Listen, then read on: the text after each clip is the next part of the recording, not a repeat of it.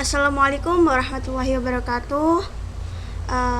Di sini saya akan menghitung soal statistika. Soal yang kedua menggunakan SPSS. Soalnya apa? Nomor 2 itu 4 cara mengajar matematika telah diberikan kepada kelompok mahasiswa. 1 cara hanya diberikan kepada 1 kelompok. Setelah cara mengajar diberikan kepada mahasiswa, kemudian dilakukan tes hasil belajar. Untuk data hasil belajar, dipilih masing-masing 10 data secara random pada kelompok 1, 2, 3, dan 4. Untuk datanya, saya lebih memilih 10 data pertama dari masing-masing kelompok. Ini sudah saya pindahkan ke Word. Nah, ini dia. Kelompok 1 nilainya itu 777766, 868476, 7947979, kelompok 2 96, 547686, 646196, 63 9382, kelompok 3 98 7470, 90 8473 76, 93 9791, kelompok 4 8181 85 80 80 69 86 82 72 70. Selanjutnya kita akan menghitung soal statistika yang kedua ini menggunakan SPSS. Soal yang kedua ini tipenya itu mencari rata-rata atau mu, tapi karena populasinya banyak jadi menggunakan analisis variabel. Nih, kita masuk ke SPSS. Yang pertama, input dan definisikan data di variabel view. Untuk nama itu variabel X dan Y yang saya gunakan. Numeriknya kita biarkan, width juga kita biarkan, desimal kita buat 0 karena inputan datanya tidak ada angka desimal. Untuk label, X itu untuk metode pembelajaran, sedangkan Y itu untuk hasil tes kelompok. Selanjutnya untuk measure, kita yang X itu menggunakan scale, sedangkan Y-nya menggunakan nomina. Kalau nomina, ini nonnya, bisa kita inputkan nama-namanya. Value-nya kita isi 1, labelnya itu ke kelompok 1, 1 kita add, lalu lanjut lagi 2 kelompok 2 kita add lagi karena kelompoknya ada 4, jadi kita nulisnya sampai 4. Kelompok 3 add-kan lagi, yang terakhir 4 kelompok 4 kita add, klik OK. Selanjutnya kita inputkan data. Untuk kan tadi variabel X itu untuk hasilnya itu nanti kita masukkan hasilnya di sini, sedangkan di sini itu kayak kelompoknya dengan menggunakan metode keberapa. Kan setiap kelompok itu metodenya berbeda-beda. Nah, kalau kelompok 1 itu metode apa, kelompok 2 apa gitu, kayak berbeda setiap metode. Ini kita inputkan 1 sampai 10, terus ini 2 juga kita inputkan sampai dengan 10 lagi, karena data kelompok 2 juga ada 10, 3-nya juga sama, nilai dari kelompok 3 juga datanya ada 10, 4 pun juga sama.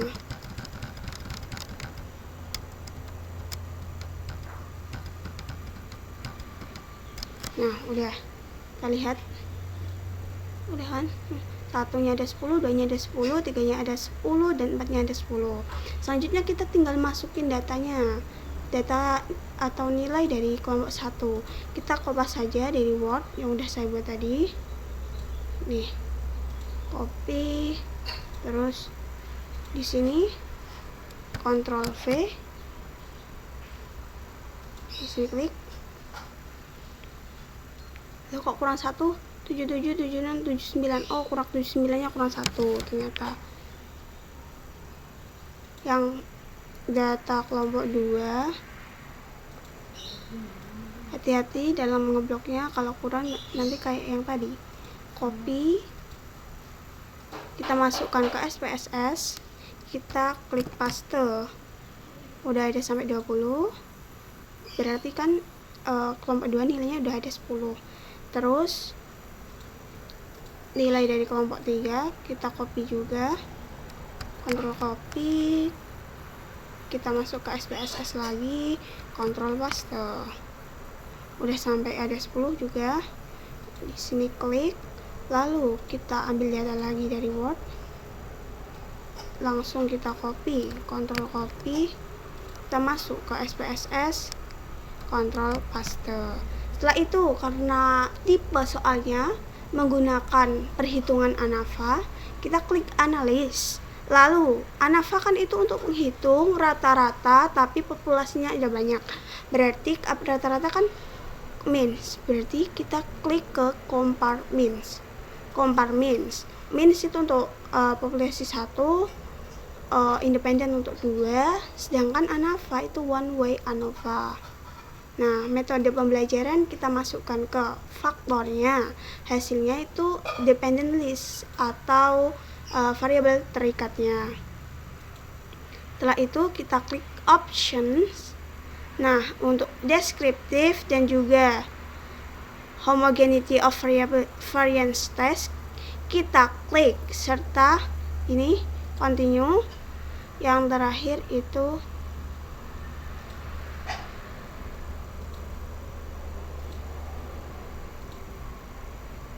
kita klik OK.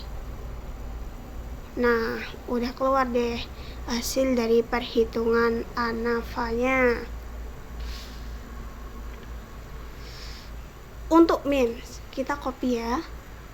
Copy, kita masukkan ke Word. Nah, kita masukkan sini, paste. Kita lihat dulu. Ini karena tabelnya kurang pas ya. Gak apa-apa lah, yang kita gunain soalnya cuma ini. Nih.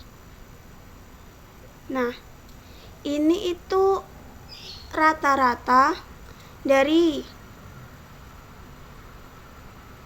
setiap populasi. Kayak kelompok 1 rata-ratanya itu ada 78,80, sedangkan kelompok 2 itu 77,10, kelompok 3 rata-ratanya itu 84,60, sedangkan kelompok 4 itu rata-ratanya 78,60. Sedangkan total keseluruhan rata-rata dari 4 kelompok ini, dari nilai 77 ini, kalau di rata-rata maka hasilnya dapat 79,78. 40 ini banyak datanya. Ini 10 10 10 10 ini banyak data di setiap kelompok. Kita klik lagi di bagian ini ANOVA. Kita copy lalu kita paste. Kita pastekan di agak di bawah aja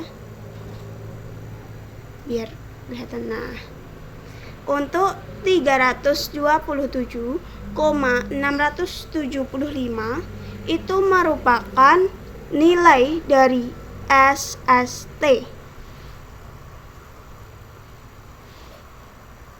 Ini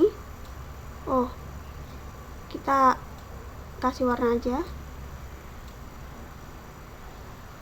kasih warna kuning aja.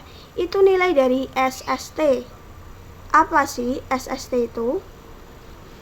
SST didapat dari perhitungan sigma dalam kurung YI dikurangi Y rata-rata di dalam kurung dikuadratkan lalu dijumlahkan sigmanya, jumlah kuadrat total SST itu. Terus sedangkan 4141,300 ini merupakan hasil dari SSE. Lalu yang ini 109,225 merupakan hasil dari MST. ini kan SST, lalu yang sini itu SSE, ini MST, sedangkan yang ini itu MSE. Jadi SST, MST, SSE, MSE. Lalu didapat kalau nilai F-nya, rasio F itu 0,949. Kita kasih warna, jangan merah deh, biar gak sama. Salah ya Allah. Nah, ini dia. Selanjutnya kita bisa menentukan uji statistikanya.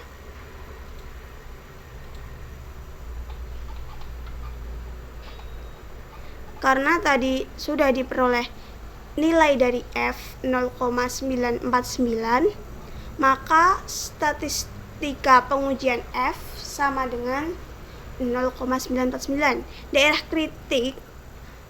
kritis itu kan alfa, karena alfanya tidak diketahui, jadi kita buat alfanya sama dengan 0,05.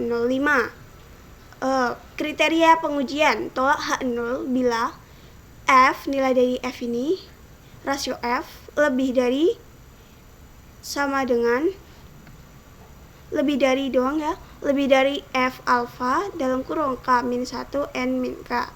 F lebih dari F alfa K-1 N-K.